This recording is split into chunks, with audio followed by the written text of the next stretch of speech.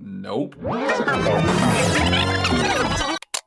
My brain, since I was a kid, has been wired for anxiety. Neurons that fire together, wired together. By the time we're 35 years old, up to 90% of what we think, feel, and do is recycled from our past. Ruminations, anxiety, perfectionism. Am I recycling good things into my current daily life? Where the mind goes.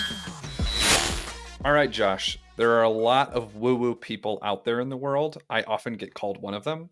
And a lot of these woo-woo people say, if you focus on positive things, you'll feel happier. Do you think it's that simple? I think it can be explained that simply. I think when you try this in practice, sometimes it doesn't feel that simple. I think for me, I've noticed it's not necessarily that I just have to think positive thoughts objectively, but more if I take a situation that has both a positive and a negative outcome that could happen. I find that focusing more on the positive outcome while still being aware of the negative outcome, right? Not being ignorant to it, but focusing more on the positive outcome oftentimes leads to less anxiety as I get closer to that outcome, right? So I don't know what the outcome is going to be, but if I focus on how that situation can go right, oftentimes it leads to a lot less anxiety for me. Okay, that's cool. That's a cool story. So let me get more concrete and maybe even can think about the example you just shared. Do you think that stress or anxiety can rewire the physical makeup of our brain, the actual physical structure of our brain? Do you think that can change because of our thoughts? Oh yeah, absolutely. Absolutely. Right. I think the saying that I've heard before is that neurons that fire together, wire together.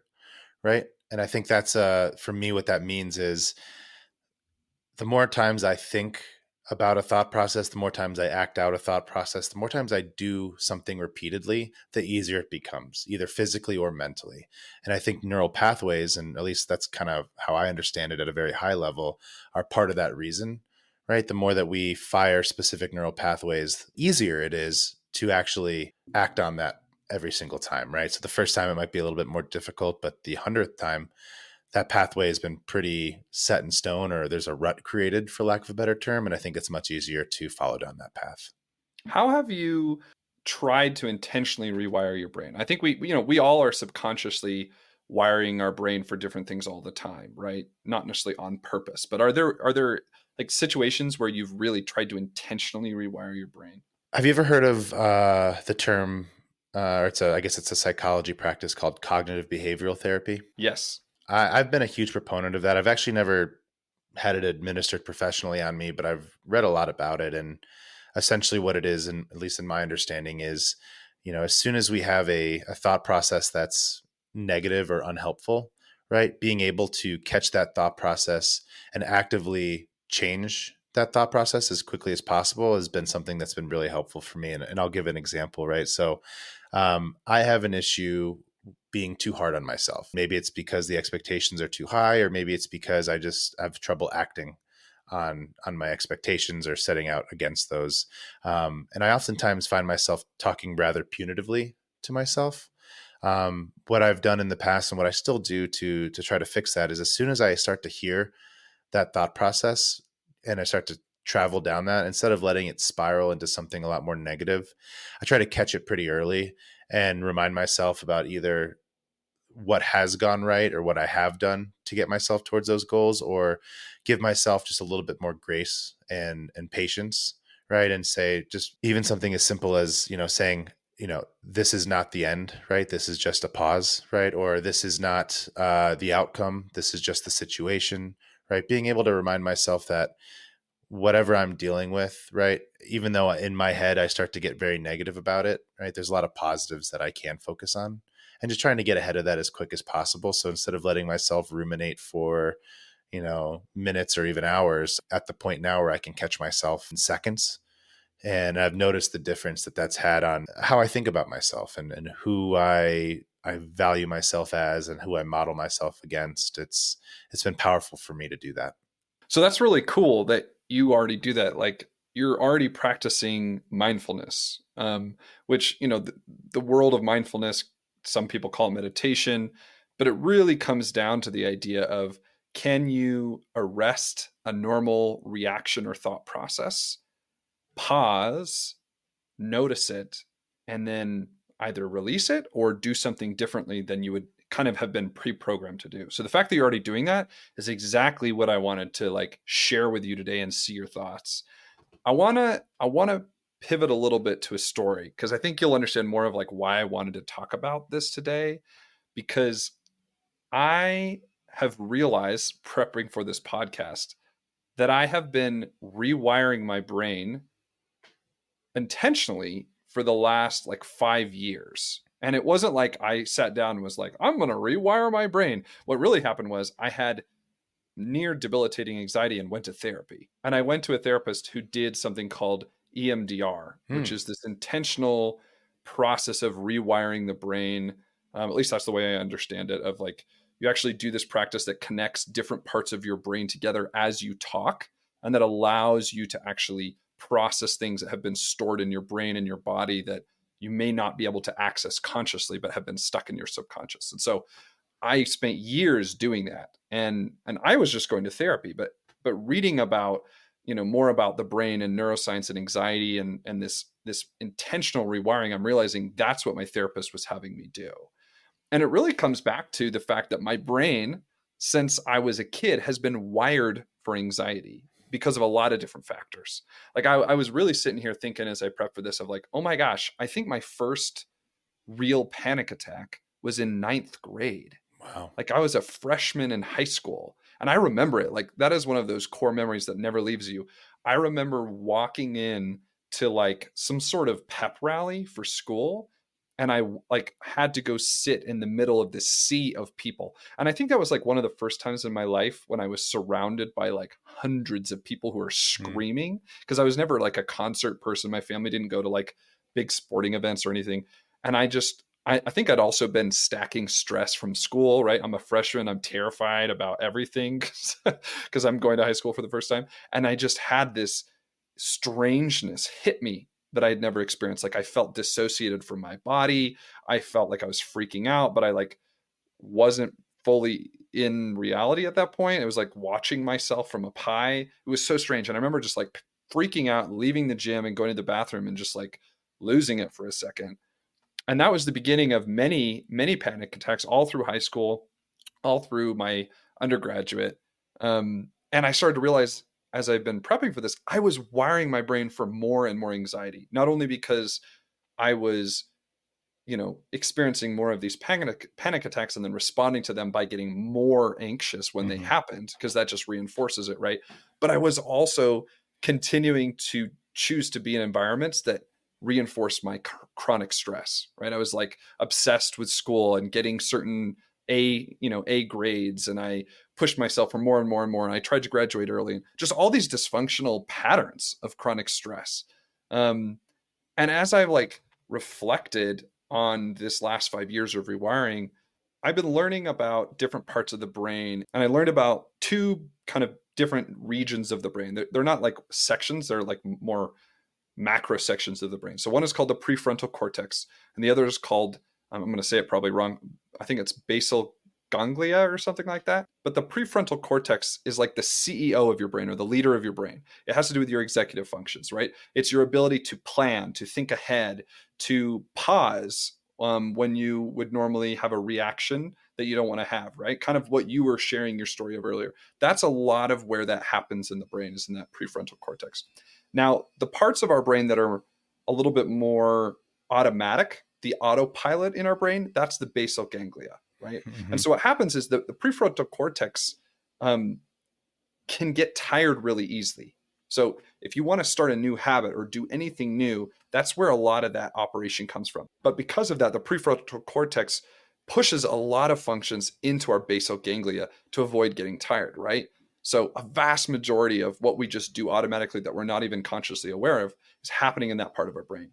And so over time, right, as our brains learn more and more things, naturally the brain wants to not overwork itself. So it pushes all these patterns and habits and subconscious things into autopilot that maybe we don't actually want to be in autopilot. And that's what I started to realize for myself, right? Is I had built up all these patterns of, patterns around perfection, patterns around how I respond to stress, eating less, sleeping less, rumination, right? A lot of these things were these deeply ingrained things that had been pushed to my basal ganglia that was my default autopilot functioning. And EMDR and therapy helped me to unpack that. But I've started to realize there's so many things we can do to rewire our brains. For example, life coaching. I've started building my own life coaching business. I started doing all this research on how life coaching, they're finding, actually helps you to continue to engage the prefrontal cortex and rewire those bad dysfunctional habits that you have. It keeps you open and prevents you from going to this judgment space. So even though sometimes people think of life coaching as this woo-woo thing, there's a ton of neuroscience to back up why it works and why it helps people to heal and rewire what's going on for them. So let me ask a question here to make sure I'm on the same page as you. It sounds like what you're saying is that the prefrontal cortex is almost like the conscious part of your brain that is actively making decisions, taking in the feedback, and almost like it's the part of your brain that you can use to kind of control your thoughts, emotions, and actions. And the basal ganglia is a deeper part of the brain that is a little bit more animalistic, but it's also where some of the things that we did learn from our prefrontal cortex eventually boil down to automatic responses, right? So it seems like the basal ganglia is where a lot of our habits from a neuroscience perspective kind of get housed, right? Our ruminations, anxiety, perfectionism, right? Some of these things that we don't even realize we're doing are housed in the basal ganglia. 100%. Yeah, you nailed it. You nailed it. Well, and that kind of brings me to this concept of neuroplasticity, right? Which is this jargony word, but really all neuroplasticity means is our brains have the ability to rewire and restructure themselves. And we can do it subconsciously and accidentally, which is what a lot of our conditioning is the result of, or we can do it intentionally, which is what therapy often does, right? That's what life coaching does. People who do professionally guided trips with hallucinogens like psilocybin, they're intentionally rewiring these parts of our brain. Meditation's part of that. Hypnosis can sometimes do that. People do hypnosis therapy. And even something as simple as like doing morning affirmations. People will make fun of that, of like, that's wishful thinking, or sitting and kind of going through a visualization. No, that doesn't really do anything. No, it does. If you do it consistently over time, you're starting to actually go through a process called myelination. And what that does is actually strengthens the connections between neurons in your brain, or even grows new neurons. And the more you do something, the stronger those connections get. It's kind of like, if you've ever seen like grooves in a dirt path from a bike, like the more you drive down a certain trail, the easier it gets to go down that trail. And that's how our brains work. And so part of why this got me so excited is so many of the things we talk about this on this podcast, Where the Mind Goes, are about how to rewire our brains through exercise, right? Through, movement. Like we danced before this podcast because we were in a funk and it helped us kind of shift out of our funk, right? These are just all the different methods and tools we can use to do that. And I actually think it's about more the better, right? Like it's not just doing one thing. It's like, how do I use EMDR therapy combined with life coaching, combined with meditation, combining with a morning ritual to stack these effects that help us heal? And I've noticed that for myself over the last 5 years, having done a number of these different things. I'm noticing that my baseline of anxiety and stress has gone way down from what it was in the majority of my life. So I know you said that you stack these, and I think that's obviously a very important place to get to, but what would you say would be, at least for you or maybe in general, a good place to start to try to do this? Great question. I don't think there's any wrong place to start. I think probably more importantly is just to start, to pick the one, approach to rewiring the brain that feels most motivating to you. Because again, thinking of the grooves in the path, it's more important to just start a groove, because it's a snowball effect, right? The more you do it, the easier it's going to get, the more you can go deeper and deeper and deeper. And so I honestly think the thing for me, the unlocked me being able to stack some of these other things, was therapy, because it was somebody sitting with me, kind of forcing me to go through that rewiring. I mean, not forcing, I was choosing to be there, but you know what I mean? Like going through the uncomfortable process of rewiring in therapy, right? And then being able to go to coaching, I felt like I could now have different conversations because some of that dysfunctional patterning and conditioning I had been, kind of almost broken apart. And I could continue that process. Yeah, it almost sounds like, and maybe to answer my own question, starting someplace with support or guidance could be a really good, powerful place, right? So either some sort of therapy, some sort of life coaching, right? The EMDR, I know, is something that a lot of people have had almost immediate success with, at least in the short term. But the idea of being able to focus on something that you're essentially having your hand held through might be a good place to start, at least in my opinion. I love that. I love how you kind of sum that up, because often at the beginning, right, when there are no tire tread tracks in the dirt, that is the hardest part, right? Is when there is nothing there and you are trying to completely battle against maybe decades of unhealthy conditioning, right? And I think even about, a lot of folks are resistant to going to therapy, or maybe even have had bad experiences in therapy and don't want to go back. I don't want folks to think that that's the only way, right? There's so many ways. Thinking of you and what you do, I feel like you are one of the options on the journey, right? You're a personal trainer for fitness, but physical movement, as we know, helps us heal and change the brain. And I think could be one of the pathways to start some of those tire tread tracks in the dirt of like, okay, I've never been able to work out. I'm going to go get a personal trainer. Wow, I'm feeling better in my body. That's starting to help some of my mental health. Maybe now I'm ready to go get a life coach or to start doing meditation or, stack some of these other things that were maybe previously kind of inaccessible to me from a motivation standpoint. I know it makes sense. One of the things that I say I do for my clients more than anything else is reduce the friction of making a habit out of going to the gym, right? So some people need to be a combination of different things, but some people need to know what to do, right, when they get into the gym. Some people need the accountability of knowing that I am the reason they're going in and that, they're letting me down if they don't show up to the gym that day. Maybe they just need to be told, that they're stronger than they think they are, and be given some confidence that it's okay to be in the gym and feel uncomfortable and you're not alone in those feelings, right? But no matter what I try to focus on, right, is reducing that friction. And it kind of seems similar to what this idea of neuroplasticity is, which is essentially making a difficult thing easier and then repeating that over and over again enough times where it becomes almost automatic. And I'm starting to see this with clients now where, month one, it was a struggle just to get them into the gym once a week.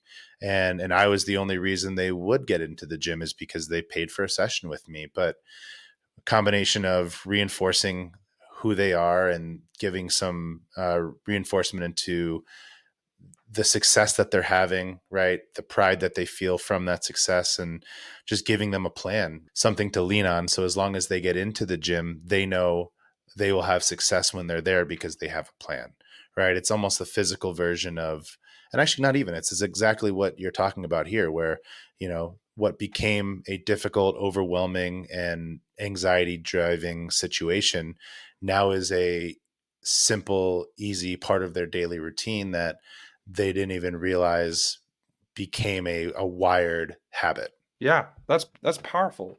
Something that's circling on my mind here is a quote I heard, and I don't know how statistically valid it is, but I think it's a powerful quote. And it has been said that by the time we're 35 years old, up to 90% of what we think, feel, and do is recycled from our past.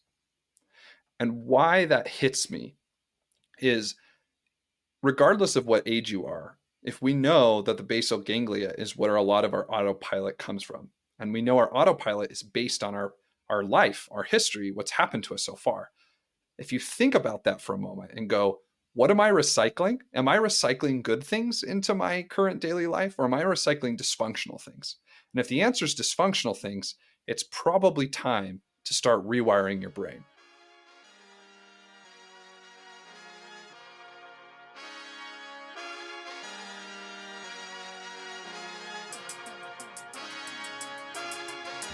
Where the mind goes.